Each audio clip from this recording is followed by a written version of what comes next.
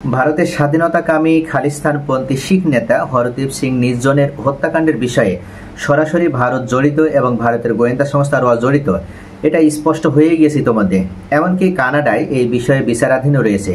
তবুও G7 যে শীর্ষ সম্মেলন, সেই সম্মেলনে ইতোমধ্যে তারা মনে করেছিল, অর্থাৎ শিখরা বা খালিস্তানপন্থী যে বিপ্লবীরা, তারা মনে করেছিল যে কোনোভাবেই G7 শীর্ষ সম্মেলনে কানাডার পক্ষ থেকে নরেন্দ্র মোদীকে আমন্ত্রণ জানানো হবে না।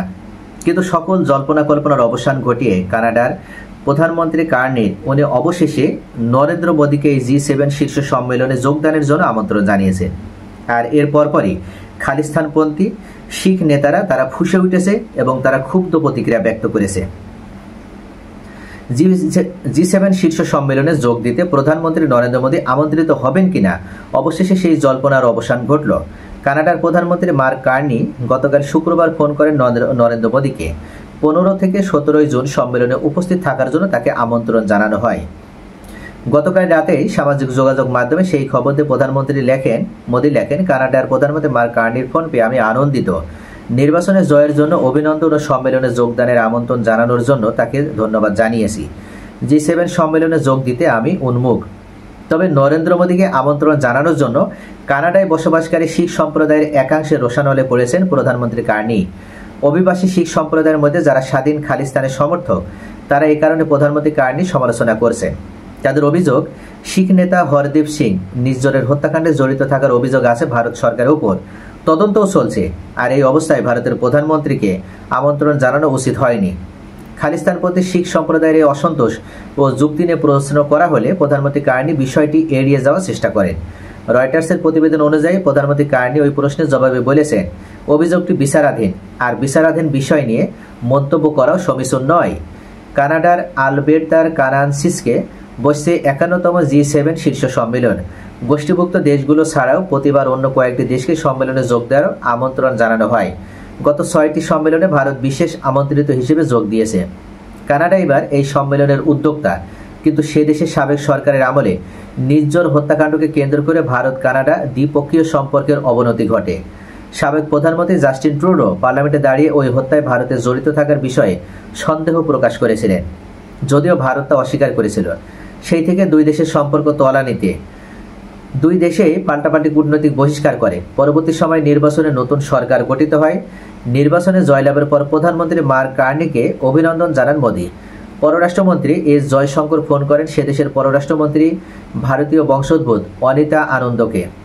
তখন থেকে মনে করা হচ্ছিল সম্পর্কে শীতলতা হয়তো কাটতে চলেছে। তবে শীতলতা সত্যিই কাটছে কিনা জানার জন্য সবাই অপেক্ষা করছিল G7 সম্মেলনে মোদী আমন্ত্রিত হন কিনা দেখতে। অস্ট্রেলিয়ার প্রধানমন্ত্রী অ্যান্টনি আলবানিস ও ইউক্রেনের প্রেসিডেন্ট ভ্লাদিমির জেলেনস্কিকে সম্মেলনে আমন্ত্রণ জানানো হয়েছে অনেকদিন আগেই, কিন্তু মোদীর জন্য কোনো বার্তা জুন মাসের গোড়াতেও আসেনি। তা নিয়ে ভারতীয় গণমাধ্যমে যথেষ্ট জল্পনা চলছিল। মনে করা হচ্ছিল যে কোনো কারণেই হোক নতুন সরকার মোদীকে আমন্ত্রণ জানাতে হয়তো এখনও দ্বিধান্বিত। ভারতের বিরোধী রাজনৈতিক দল এ নিয়ে সরকারের সমালোচনা শুরু করে দেয়। কংগ্রেসের পক্ষ থেকে বলা হয় এটা ভারতীয় কূটনীতির আরও একটি ব্যর্থতা। অবশেষে গতকাল সব জল্পনার অবসান ঘটল মোদীকে কার্নির ফোন করায়। শিখ সম্প্রদায়ের একাংশের তীব্র বিরোধিতা এবং মোদীকে আমন্ত্রণ জানানোর যুক্তি নিয়ে প্রশ্ন করা হলে প্রধানমন্ত্রী কার্নি গণমাধ্যমকে বলেছেন, বৈশ্বিক দুনিয়ায় ভারতের গুরুত্ব অনুধাবন করেই আমন্ত্রণ জানানো হয়েছে।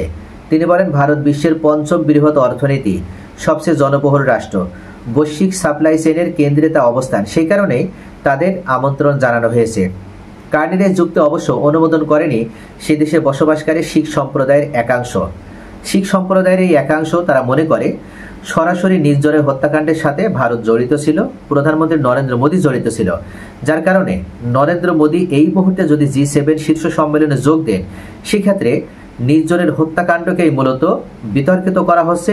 এক প্রকার নির্জনের হত্যাকাণ্ডকে বৈধতা দেওয়া হচ্ছে এবং পরবর্তীতে দেখা যাবে যে খালিস্তানপন্থী আরও অনেক নেতাকেই হয়তো তাদের জীবন বিসর্জন দিতে হবে। কেননা এভাবে তারা কানাডাতে একটা যে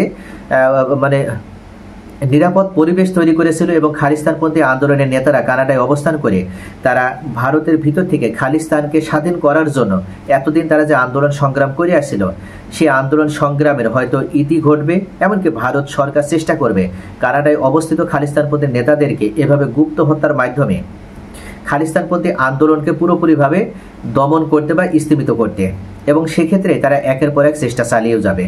যার কারণে খালিস্তানের পক্ষ থেকে এই G7 শীর্ষ সম্মেলনে নরেন্দ্র মোদীকে আহ্বান করানোর কারণে কানাডার প্রধানমন্ত্রী কার্নির বিরুদ্ধে তারা প্রতিবাদ করছে এবং ক্ষুব্ধ হচ্ছে এবং তারা বিরূপ মন্তব্য করছে। তো প্রিয় ভিউয়ার, সকলে ভালো থাকেন। Thanks for watching.